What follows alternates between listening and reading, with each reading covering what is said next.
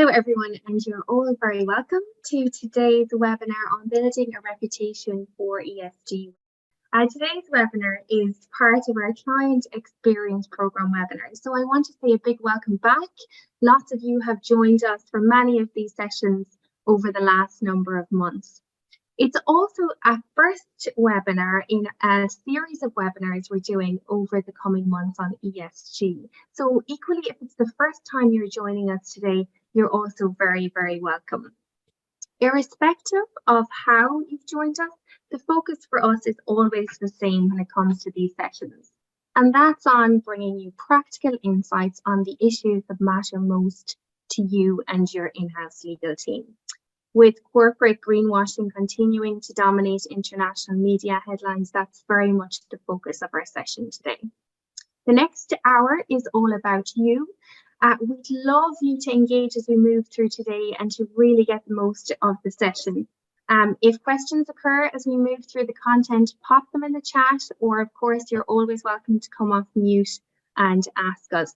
We will be doing a discussion session at the end. With that in mind, we're going to start, as we often do, by getting your view on this particular topic. So what we'd love to know today is, what are you most concerned about from a litigation risk perspective when it comes to this area? So maybe it's regulators, either from a stock market or an advertising perspective. Maybe it's your consumers, class action in particular. Maybe it's NGOs taking action. Perhaps it's your competitors and you're thinking about them driving some of this activity. Maybe it's investors or financiers, or maybe it's something else. Now, if it is the case that it's something that's not on that list, pop it in the chat. We'd love to hear your view on this. Okay, so great to see lots of people already getting involved and getting engaged in this topic.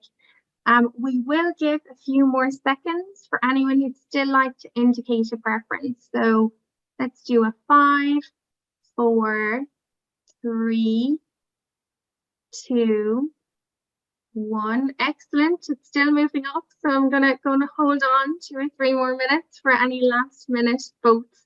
Excellent. Okay, so let's end the poll and share the results with everybody. And with that in mind, I'm very excited to introduce you to my colleague, James Langley. James, I know you're dying, I can see, to comment on the results here. So I'll hand you over to James, everyone, who will take you through today's session. Thank you, Niamh. And I would say that these results, we've got regulators at 45%, consumers, class actions at nearly 20%, and investors at 20%. I would say that chimes very nicely with what we're going to talk about during this session, and the focus that we're going to have on the regulatory position, but also the risks in terms of class action and other kind of claims that will come through. So that's a really interesting opening poll. I would like to start with some introductions. So I'm James Langley. I'm a partner in Denton's dispute resolution team based here in London. And with me on the panel this afternoon to discuss building a reputation for ESG without greenwashing, I'm very pleased to introduce Michael Duval, a partner in Denton's Los Angeles office. Michael defends companies in consumer class actions, so it's going to be a particular focus on that, complex litigation and related regulatory actions. He's defended more than 100 class actions at all levels, including successfully trying a class action. I've just lost my screen. Securing judicial approval of complex settlements, arguing appeals in federal and state appellate courts throughout the country, and litigating class action questions in the US Supreme Court. And absolutely on point, he's also a member of Denton's Global ESG Advisory Board. We also have Annabelle Hodge. Annabelle is a senior associate in the Environment and Safety team at Denton's, based in London. She has experience in both contentious and non-contentious environmental and health and safety law, and has worked on a broad range of regulatory compliance issues. She advises clients in various sectors, including waste, chemicals, oil and gas, retail, clean tech, mining, construction, and transport. And finally, Jennifer Wormsley, a partner at Denton's Global Advisors based in the London office. And she specializes in advising companies and investors on managing the increasingly complex area of ESG strategy and communications. She's got nearly 20 years of experience of working at board level with some of the largest companies on issues including climate change and human rights. So in terms of today's agenda, I'm going to turn over shortly to Jennifer, who's going to speak to some recent high-profile media headlines. I'm then going to speak briefly to the regulatory landscape. We're then going to turn over to Michael to understand some more about the learnings from recent cases. Annabelle is then going to deal with response strategies for in-house legal teams. We'll then go back to Jennifer for a key area, I think, which is communications and crisis management. And we will finish, hopefully we will have some time for questions from me to the panel on horizon scanning and related advice for in-house teams. So without further ado, I'm going to turn over to Jennifer to tell us about some recent high-profile media headlines. Great, thanks James for setting the scene, and good afternoon, good morning everybody. Now we know that companies today are feeling the pressure from multiple stakeholders to show their ESG credentials. So perhaps it's unsurprising then that this has resulted in some becoming over enthusiastic in their claims. I've picked out a few of the many examples from the last year or so where the media has pounced upon ESG missteps or overstatements and covered those in depth. As many of you will know, this is Earth Month, and one of the things that we've seen from our analysis, interestingly, is that references to greenwashing do actually tend to increase around world events such as Earth Day, the COPs, World Water Day. Partly this is because there's heightened scrutiny of sustainability related issues and credentials at that time, but also it's because companies often choose to time announcements of things like new commitments to coincide with these types of events. So I think that's an interesting observation from what we've seen. So when we're talking about greenwashing, what do we really mean? Well, we're talking about businesses making claims that are either partially true, claims that might be true but can't be backed up, or in some cases, claims that are entirely fabricated with no real intention to deliver on promises at all. And there are a variety of different ways in which we see this coming through. Sometimes it's organizations using slightly sneaky or vague language. Sometimes it involves being selective about what you talk about, so focusing on a particular aspect of a product and ignoring the less sustainable aspects of it. And sometimes we see it through companies ignoring the bigger picture.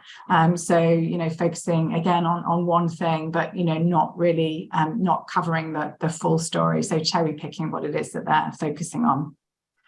And the media focus that we see coming through on this slide is, of course, reflective of the focus across many different stakeholder groups. And we saw in the poll a few moments ago that, you're worried about accusations coming from employees, from consumers, from NGOs, activists, investors, which interestingly came out more strongly this afternoon than it did when we spoke to the Australasia audience this morning. And finally, regulators. That was the top answer again this morning, which showed that a lot of you are most concerned about risk coming from regulatory pressure and regulators calling out greenwashing. So now I'm going to hand back to James, who's going to cover that particular stakeholder in more detail.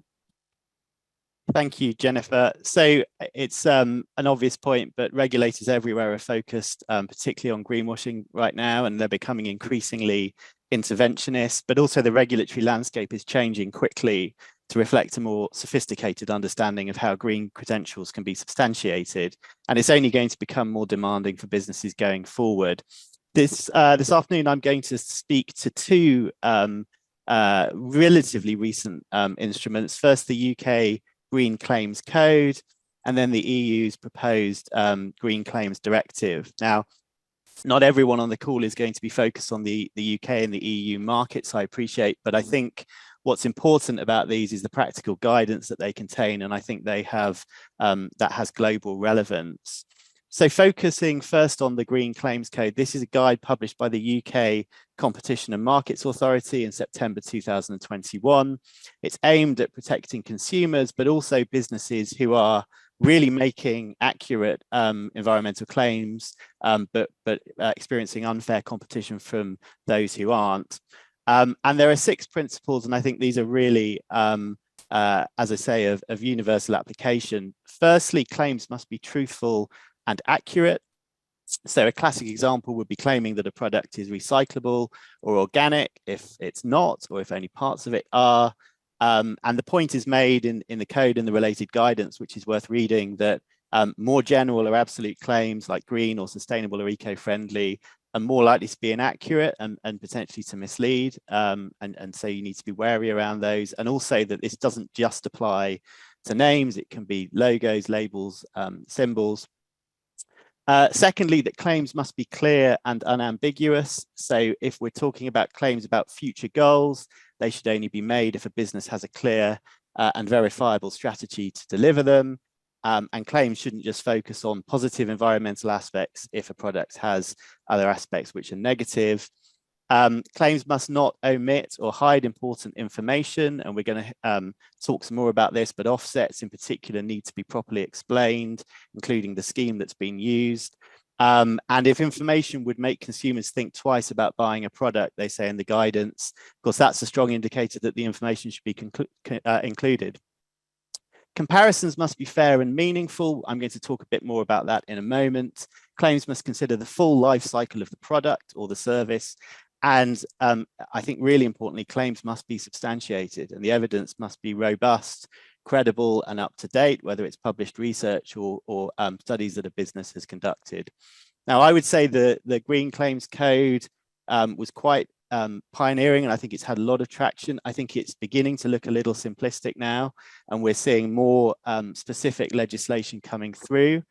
And I think the EU Green Claims Directive will be an example of that. It's currently just in proposal form, and it's part of the regulatory framework for the European Green Deal. It applies to products on the EU market and the claims of traders that provide activities on the EU market, but the businesses could well be non-EU, and so it does have broader application. And it addresses the substantiation and communication of environmental claims. Now, it may be worth just giving some context to this. There was a 2020 study that was undertaken within the EU that found that 53% of environmental claims provide vague, misleading, or unfounded information about a product's environmental characteristics. So that is why the EU has, I think, a correct perception that consumer trust in environmental claims is relatively low, and this kind of legislation is needed.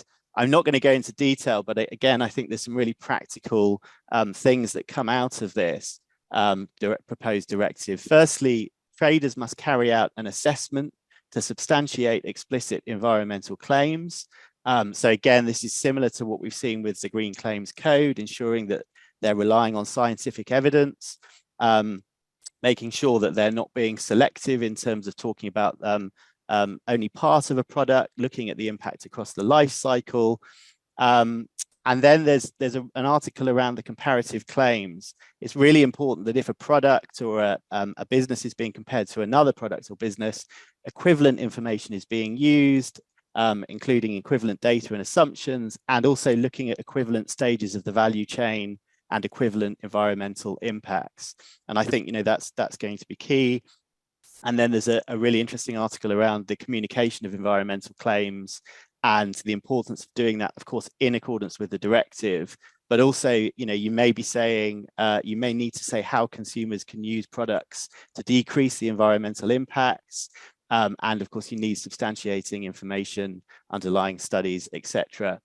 I think one of the really important things that's going to come out of this directive when, and I'm sure it is when it becomes law, is that companies will need to obtain a certificate of conformity from an independent accredited third-party verifier before making the environmental claims. So we're going to see a whole industry built around verifiers, and there's going to need to be that before you can even make the claim.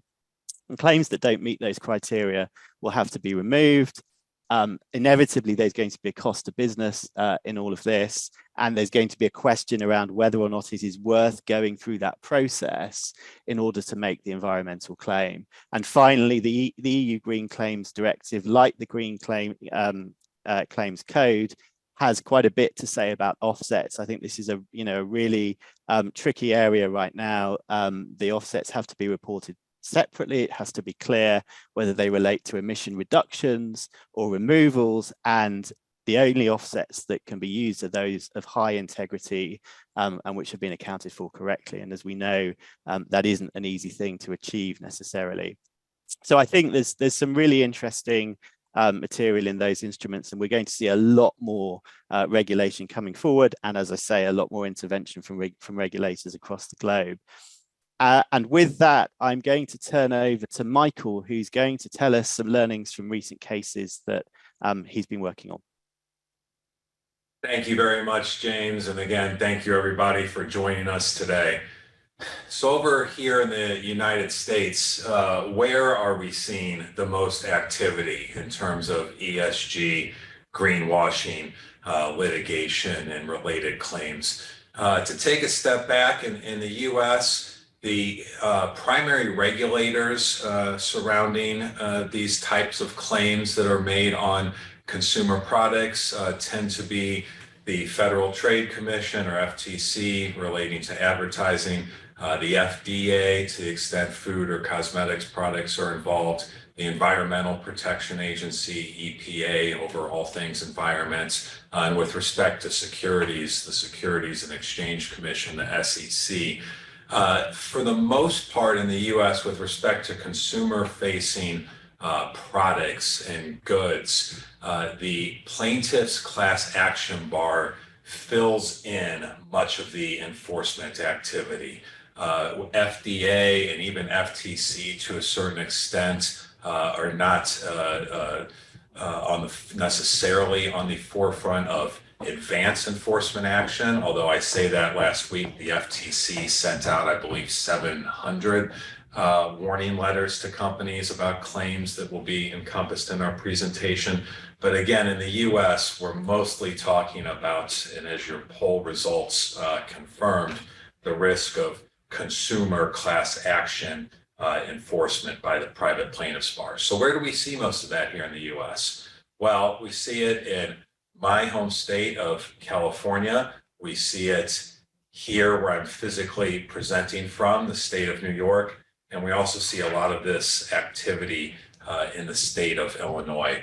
Over the past several months, dozens, if not hundreds, of class actions concerning ESG, alleged greenwashing claims have been filed in just these three states over the past several years. Hundreds, if not thousands, of these class actions. So what types of claims are the target of these sorts of class actions? I tried to break them down on this slide as just your basic punch list of alleged greenwashing claims. And I'd like to just briefly focus your attention on the second bullet on this list. I think everyone is familiar with litigation around terms like natural or organic. That's actually nothing new. The plaintiffs' bar has been targeting those sort of claims for many, many years. But now we even see a second, third, or fourth generation of legal claims concerning statements like naturally derived or made with natural ingredients. So in other words, it's not enough to move on from the target of the plaintiff's bar to not say all natural or 100% natural. If you have buzzwords like this on your products, chances are the plaintiff's lawyers are going to be looking for a way to sue you and accuse your company of greenwashing. Similarly, with respect to claims about what is not in your products, whether it's preservatives or synthetics or artificial ingredients or chemicals, an earlier slide noted the headlines around PFAS, PFAS, and whether products contain trace amounts of those chemicals. Actually, our firm has a webinar solely on PFAS, I believe, tomorrow, so tune into that. And oftentimes those types of claims, those types of legal claims are brought under the guise of what I put under item 4 on this slide, which is statements on your products or goods about the product being clean or pure or safe or gentle. More broad terms that don't make a specific representation about the presence or absence of a particular ingredient, but according to the plaintiff's bar, by making a statement that the product is clean or safe or pure, it has an implication that it is free of allegedly harmful ingredients or free of allegedly harmful chemicals. So we see a lot of litigation around that. And then, of course, around terms that were flagged earlier, whether the product is recyclable or made from recycled materials, and even if the product just has what we'll call green imagery. If the package is green, if there's a green leaf on it, you see class actions even alleging that that can be misleading, greenwashing types of claims. Which then brings me to our even broader type of class action claim that we're seeing. And we've seen a lot of these cases this year.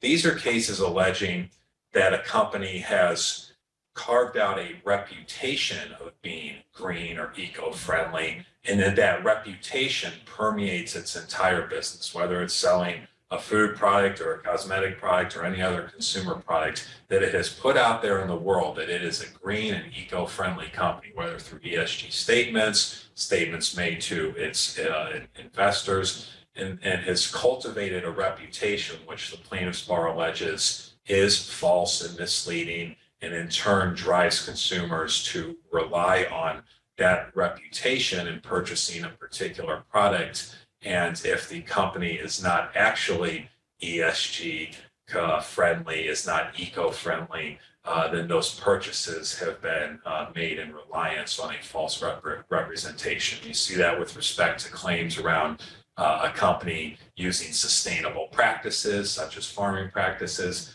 ethically sourcing its labor from around the world, or just being generally eco-friendly. So we're seeing a lot of those too. Now, to take a half a step back, what drives all of this litigation, particularly here in the US, particularly consumer class action litigation? And it's really just three pegs of the stool: trends, money, and paths of least resistance.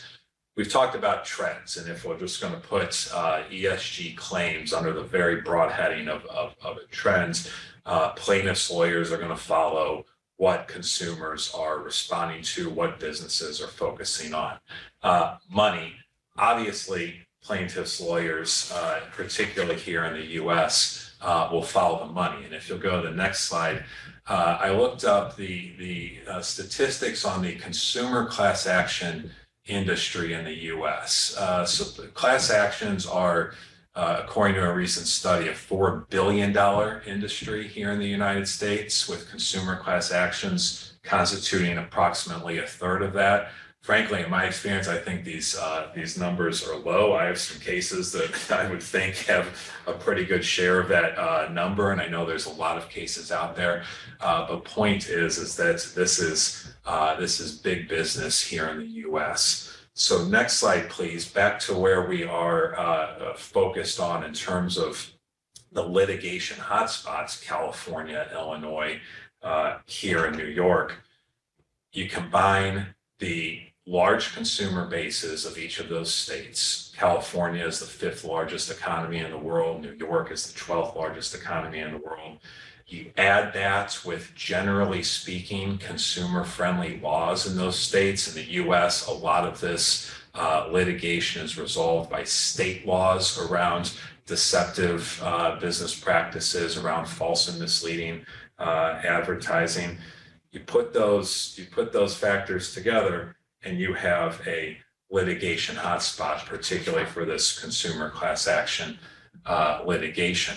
Now, I mentioned a few slides ago that there's a third part to this equation, which is paths of least resistance. So again, we see in my class action world, plaintiffs, lawyers will tend to follow the easiest course to get their case positioned for trial, and therefore to have it leveraged for a class action settlement. And with respect to the companies, the industries that are targeted for alleged greenwashing, again, these tend to be food, beverage, nutrition supplement, cosmetic, beauty products, personal care products. Those sort of companies making those sort of consumer goods with those sorts of claims are going to be targeted with those cases. Where do consumers buy those products? They tend to buy them still on the shelves in grocery stores or in other retailers. And what does that mean? Well, here in the US, our US Supreme Court has actually, over the past 10 or 15 years, given us as class action defendants a lot of tools to reduce class action litigation, one of which is the enforcement of arbitration agreements with individual arbitration required, meaning no class actions.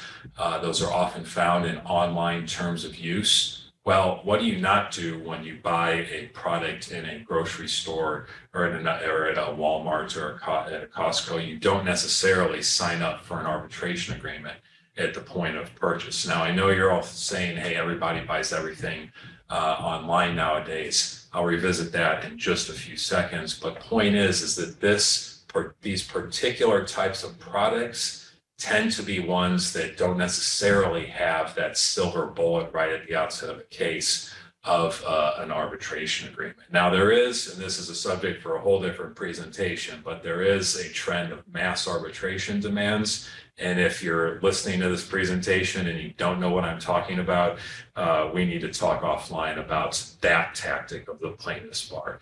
The other path of least resistance point here and why we see all this consumer litigation around these greenwashing claims, the jurisprudence in this area, meaning the case law, just isn't that developed relative to other areas where we've had class actions denied certification over and over, where we've had some tried that we've won, where we've got case law up to the US courts of appeal and up to the US Supreme Court. It's still relatively nascent in terms of just the case law that's developed. And what that means is that the companies have yet to really disincentivize the plaintiff's bar from pursuing them. As we see in other industries, until a number of business side wins are stacked up and the plaintiffs know that they're not going to be able to bring a case and win it quickly or get a settlement quickly and get paid quickly, they're going to keep bringing them. Next slide, please. What have we learned from the cases that have gone, not necessarily to trial? I've tried class actions, but not in this space, and there's only a few that have gone this far, but they will. But what have we learned from cases that have at least gone fairly far in this area?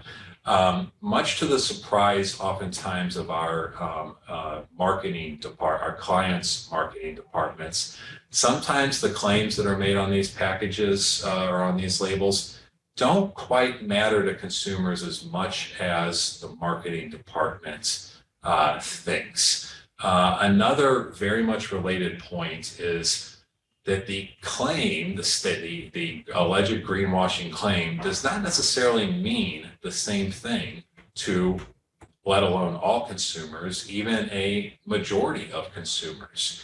And that can be very important in terms of how we are able to defend a case when we're talking about issues of causation or materiality or reliance. Another key point that comes out of the cases I mentioned, regulators, FDA, FTC, even EPA, while they haven't defined many of these claims, they have defined some. And I tend to like to be in a position in defending a case of being able to point to my client's compliance with an applicable regulatory definition or even regulatory guidance on what a claim means in terms of being able to defend it against what a plaintiff's lawyer is alleging it should mean or does mean to reasonable consumers. Which then brings me to the last slide here. What can you as in-house counsel do in order to prevent these types of cases or at least mitigate their risk? Because after listening to me for the past few minutes, you're probably thinking, why bother with all these ESG claims, particularly on consumer products?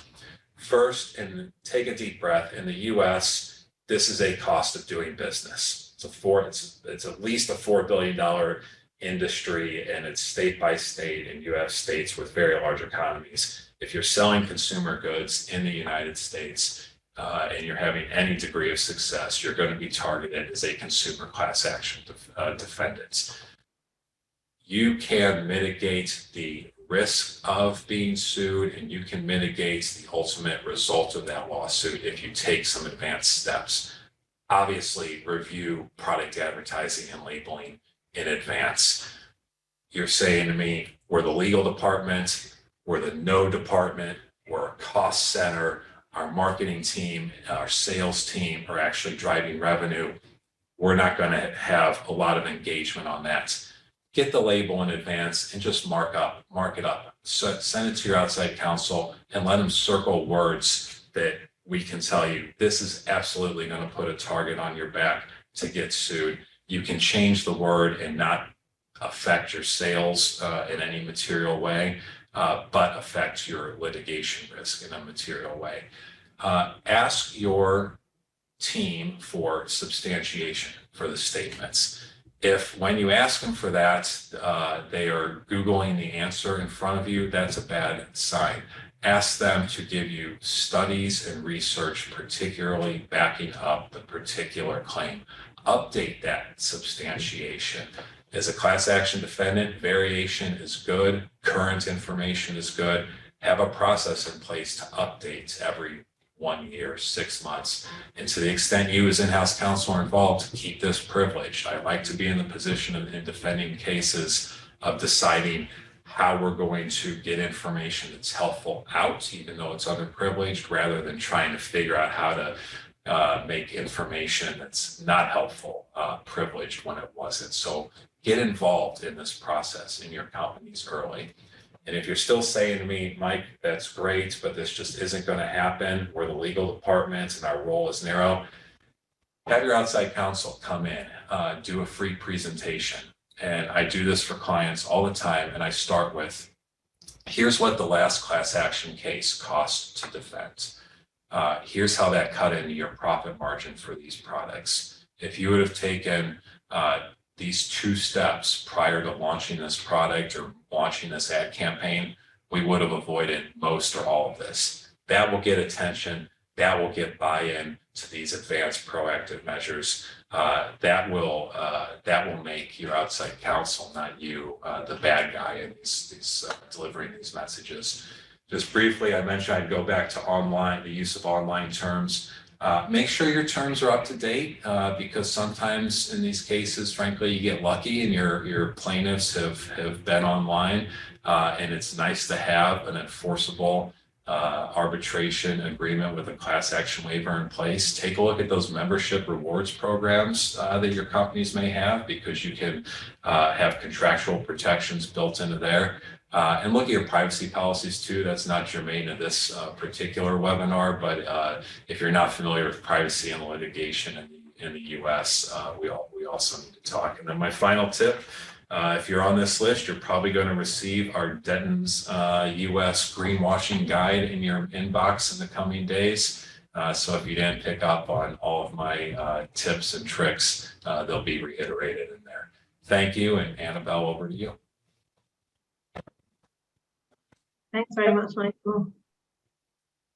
Great, so I'm going to be talking to you all about some response strategies that in-house counsel can be using. But firstly, I just wanted to flag that when we're talking about green and social claims, it includes a lot more than just the claims that are made on the product and the packaging themselves and the advertising and marketing content.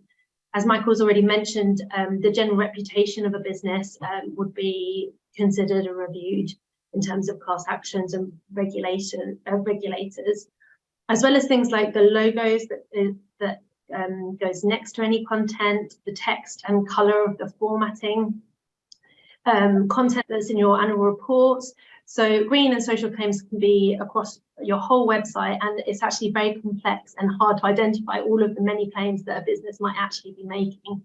So what can in-house counsel do to ensure that they have a robust global strategy for ensuring that it has a strong compliance management system in place to mitigate against these legal risks? First of all, those claims need to be identified. You need to unpick exactly what claims the company is making and where any risks might lie. This can be done from a jurisdiction perspective, or just globally look at all of the green and social claims that the company is making. And then you need to marry that with the evidence that you've got. Importantly, to protect yourself from any class actions or regulator investigations, you need to have evidence to substantiate any claims you're making. So you need to identify the evidence that you've got and marry that with the claims that you're making and look for any gaps that you might have. Once you've done that, you can do a review of your governance structure, have a look at what policies and procedures you might have in place. And we often do workshops with clients where we discuss with the head of procurement, the marketing team, the legal team, all in one room, what processes and procedures they have to safeguard against any claims that they might be making, not having the sufficient data to back up those claims. And on the back of those workshops, we can produce compliance guidelines for businesses to make sure that they are following the correct procedures and steps, so that they've got the substantiation in place for each of their statements, as well as marketing checklists to assist the marketing team and to help ease the burden on the legal team in reviewing any content that they want to push out.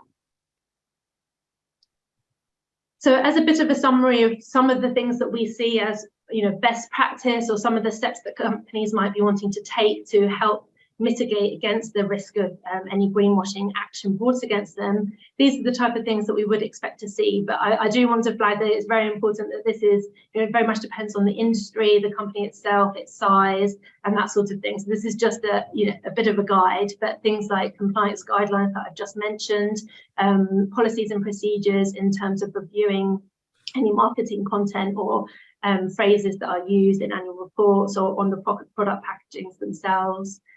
If you're a reseller, you would be looking to have a brand questionnaire, auditing rights in your contracts to give you that protection and that right to maybe go to the manufacturer and actually check that they have that evidence in place themselves.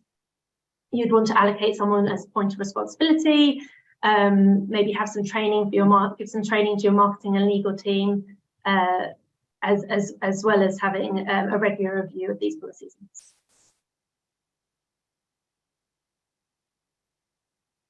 Great. So we're conscious we've gone through a lot of content so far, and we'd love to get a sense check or a read where everyone is at this point. So the question we'd love to understand is, when it comes to this area, which of the following do you have in place, or maybe you're planning to implement in the next 12 months? So lots of people getting involved already. Quick off the buzzers. So yes, we're seeing some trends already. I'd love to get more people engaged to get a wider sense of what everyone is probably doing at the moment, or maybe planning to focus on over the short to medium term horizon. So do, if you can, just let us know via the poll option. We'll just give it a quick countdown. So let's go 5, 4, 3, 2. Lots of votes coming in. 1. We'll give it 2 seconds for any last minute indicators. Okay, so let's end the poll. Annabelle, I know you're dying to, I would imagine, comment on this one. Absolutely. So can see the results now. Yeah, so that's a really interesting result. Policies and procedures are obviously incredibly important and form the basis of any management system that you would have in place. And checking that those policies and procedures are being implemented effectively is also very important. I would emphasize that actually the evidence bank and the data gathering is equally, if not more important, because that substantiation is what's going to protect your company should a regulator knock on your door, or there start being murmurings from NGOs or any class actions. If you've got that evidence and that substantiation to support your claims, you're in a good position to fend off any legal risk.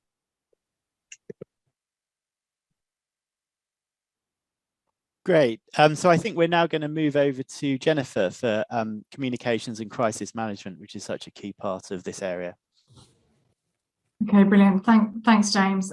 So when we talk about ESG, it's easy to see that this is an area of risk. Obviously, it's also a big area of opportunity for companies. Many companies, probably the vast majority, in fact, are trying to do the right thing when it comes to ESG. They want to communicate their genuine commitments and actions. However, one of the challenges and one of the things that can often go wrong is that there's a disconnectedness in terms of how companies are talking about and communicating on ESG.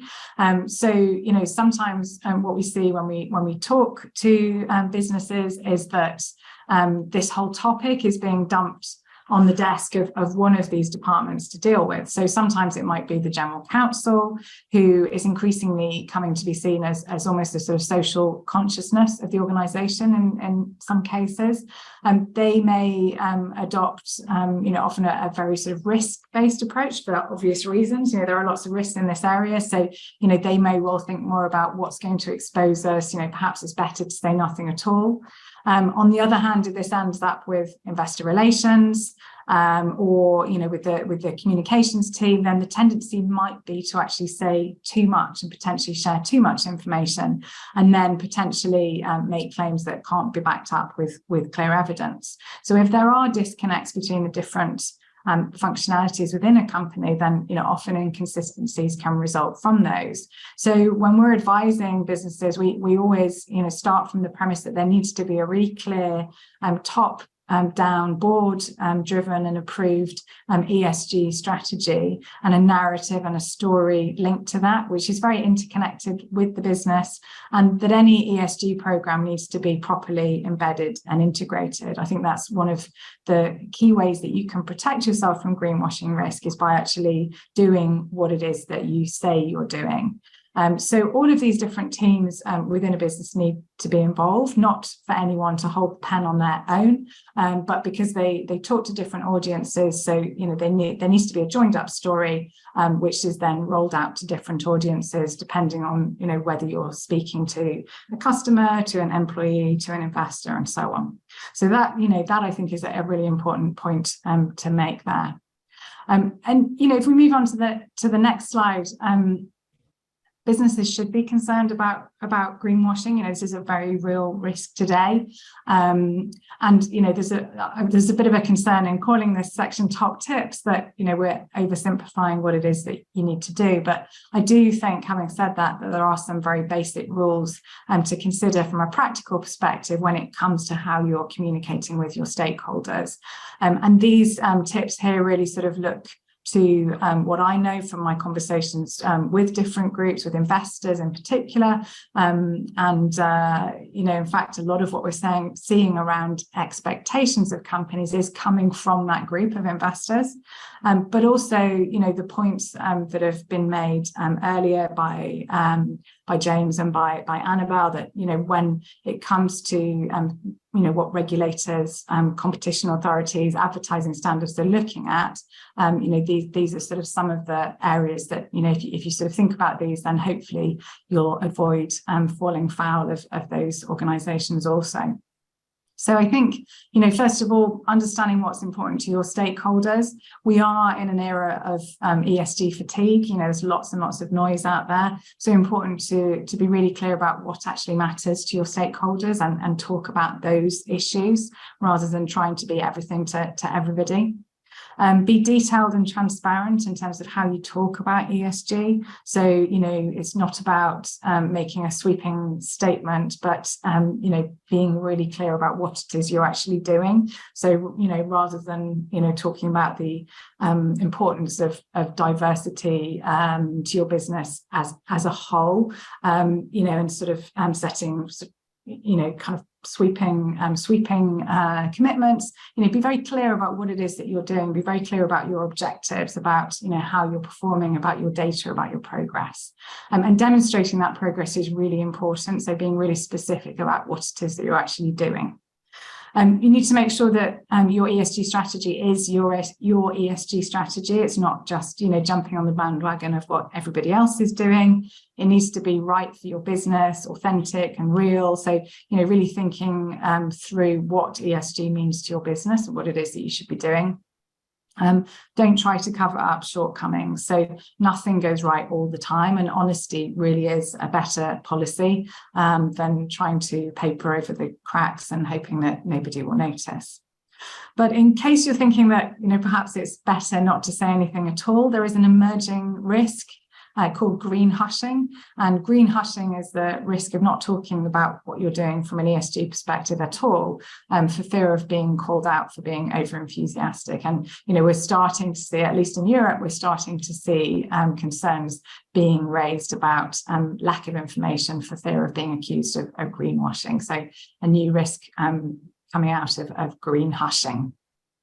So moving on to the next slide, what can businesses do to prepare should the worst happen and should your business be accused of greenwashing?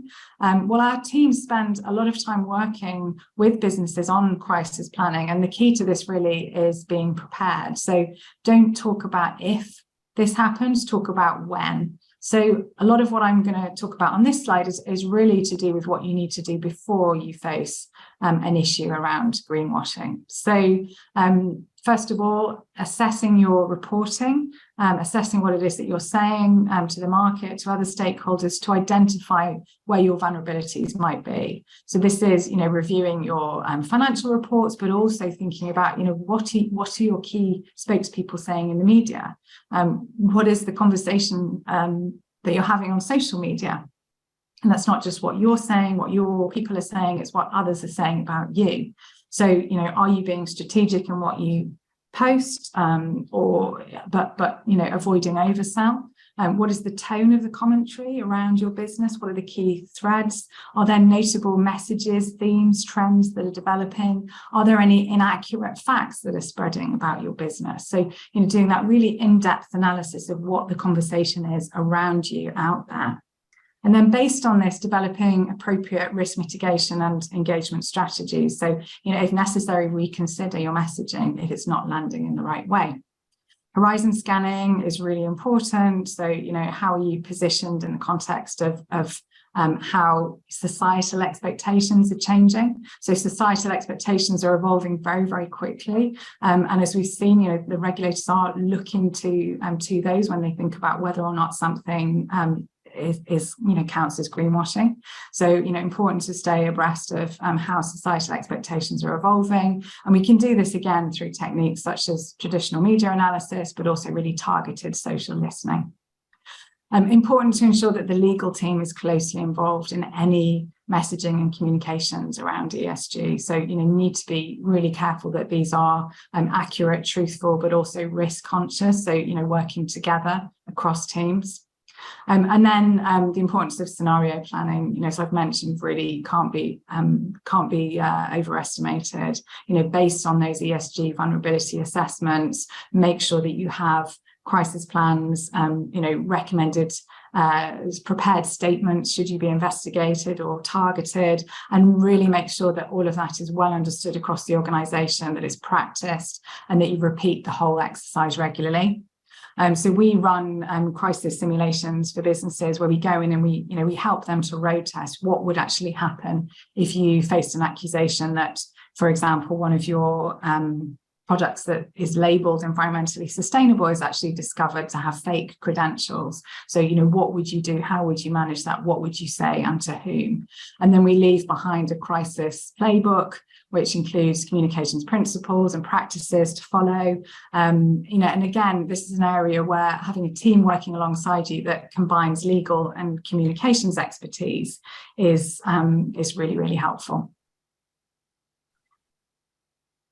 So now we're going to the final poll question, which is around how prepared your organisation is for a greenwashing related reputational crisis. I'll be very interested to see the results of this one. Okay, so lots of people again getting involved. So it was great to have views from so many. So hopefully everyone, the poll is still running, I can see. And we do have lots of, so I'm going to end and share results with everybody, and then I think we can go to questions. Great. So Jennifer, did you want it somewhat prepared and not very prepared, are the main thrust of the results from a survey perspective? So I think that's good news from your perspective. Lots of work to be done. Good stuff. So just to finish off, I'm going to put some questions to the panel and just get some last thoughts. So the first question is, what do you see on the horizon in your respective areas when it comes to managing greenwashing risk? Michael, could I come to you first? What do you see on the horizon?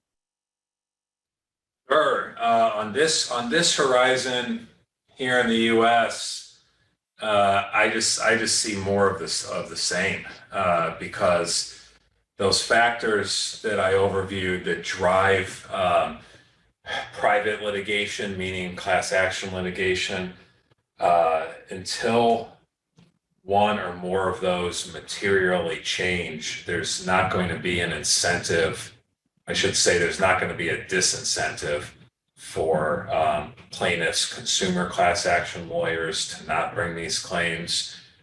Those same incentives are there for securities litigation.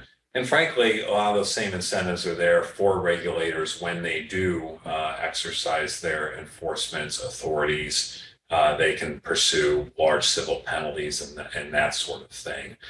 So while we have this alignment of financial incentives and consumer demand for eco-friendly products and practices, and companies frankly trying to meet that demand and being responsible stewards in their industries, they're just going to keep being targets, given that this is an industry, and that's going to continue, an industry within an industry. They're going to continue to see those claims really until that, I mentioned the paths of least resistance point, until there's really a shift in how the law develops favorably to us as defendants defending these claims. When we stack up a number of wins that can be applied to other cases, when it becomes clear to plaintiffs' bar attorneys that it's not going to be an easy win, an easy payout, I'm probably going to be given a similar presentation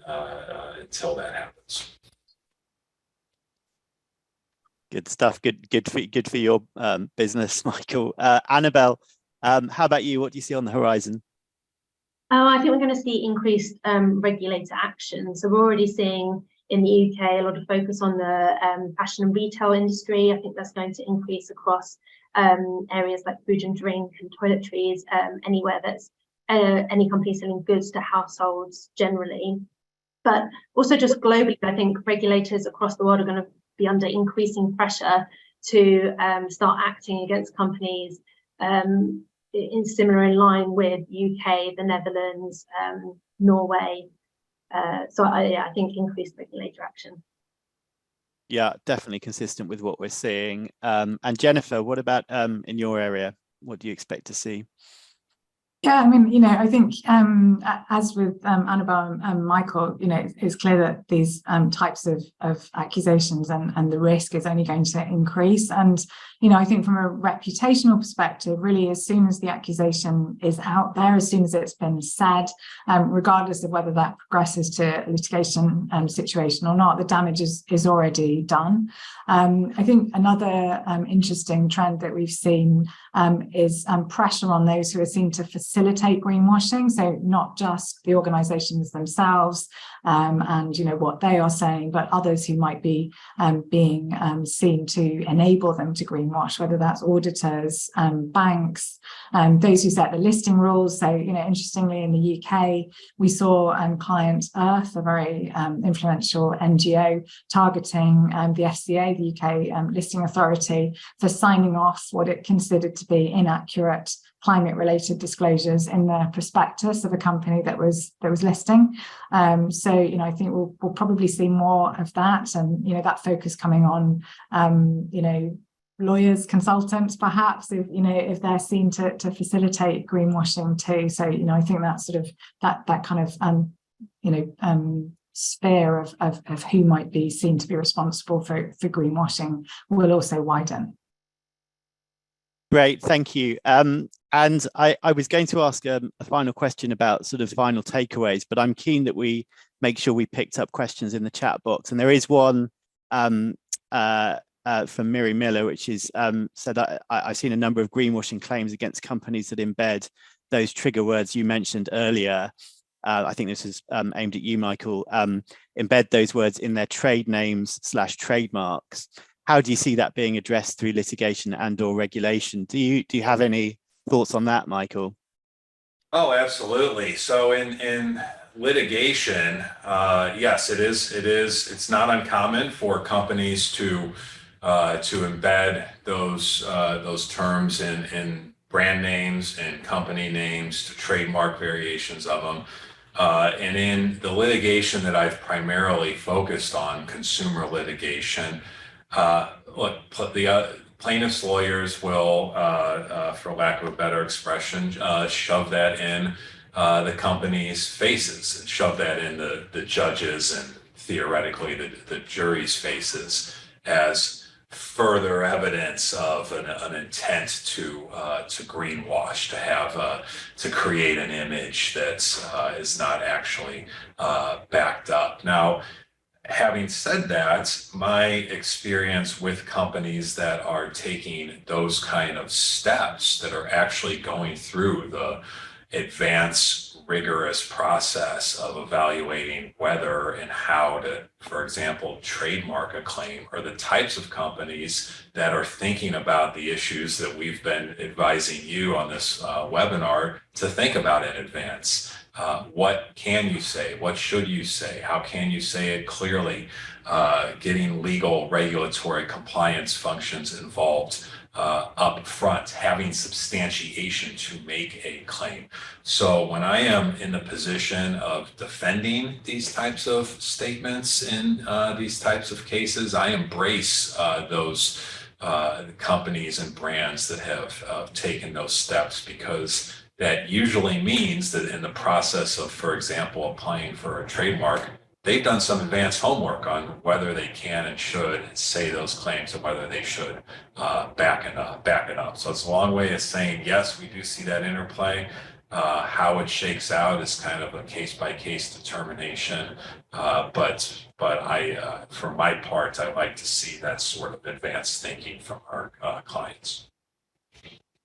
Great, thank you. Well, I think we're close to the top of the hour, and I'll hand back to Niamh. But before that, I just wanted to say thank you so much for everyone that's attended this webinar. We hope you found this really useful, and thank you so much to all the members of the panel for what I think has been a really fascinating insight.